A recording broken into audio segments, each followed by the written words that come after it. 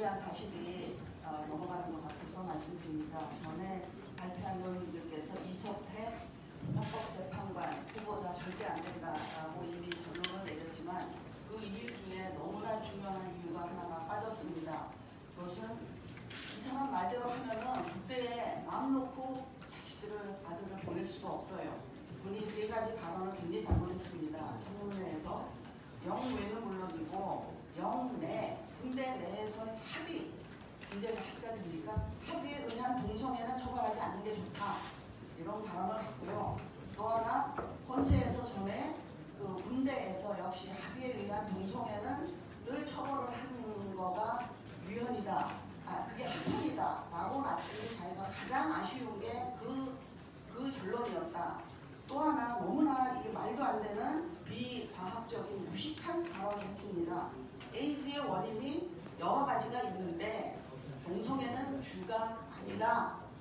어떻게 대한민국 국민이 다 보는 텔레비전 앞에서 이런 자기의 무지와 무식과 이런 말도 안 되는 대담함을 이런 말을 할 수 있는지 손으로 햇빛을 가리는지 이거를 듣고 저는 참을 수가 없어서 이분은 무슨 일이 있어도 절대 헌법재판관이 돼서는 안 된다 하는 말씀을 드리려고 합니다. 지금 군대 내에 성범죄가 급증하고 있습니다. 그런데 발표되는 것은 아마 굉장히 빙산의 인간이라고 제가 짐작을 하는데 5년 동안 동성간 추행 사건이 101건인데 이거는 합의하지 않은 거는 포함되지도 않았고요. 또 하나 이분이 이게 과학을 거부하는 듯한 발언을 했는데 최근에 아주 중요한 논문이 나왔습니다. 무슨 이유건 간에 정부에서는 동성애와 에이즈를 연관시키는 것을 굉장히 금기시하는 듯한 태도를 취하고 있었습니다. 의사들은 수십 년 동안 알았습니다. 동성애와 에이즈가 상관이 있다는 걸. 그런데 우리나라에서도 그 연구를 했습니다. 의사들이 7개 의과대학이 다 모여서 1474명의 환자들을 조사를 했더니 93%가 남자입니다. 18세 미만은 포함되지도 않았고요. 더욱 놀라운 사실입니다. 93%가 남자인데 1474명의 3분의 2가 동성 또는 양성, 호모섹슈얼 또는 바이섹슈얼입니다.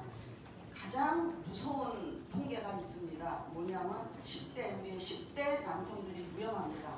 이 말을 아무도 안 하고 있어요. 18세에서 19세만 또 뽑아서 봤더니 얘네들은 거의 대부분 93%가 동성 또는 양성 접촉으로 병을 얻은 겁니다.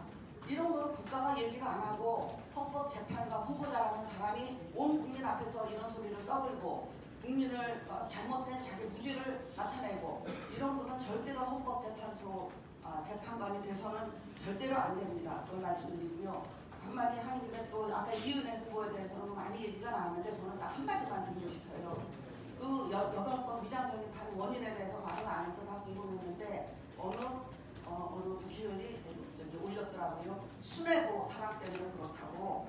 그거 다 좋아요. 누구나 순애보도 있고 사랑도 있고 있는데 그걸 본인의 비밀로 아름다운 추억으로 가지고 있어야지 온 국민 앞에서 그런 거를 떠들고 마치 순애보로 위장전입하는 거는 괜찮다. 그러니까 투기만 아니고 자녀 교육만 위해서는 나쁘지만 사랑 때문에 위장전입하는 건 괜찮다.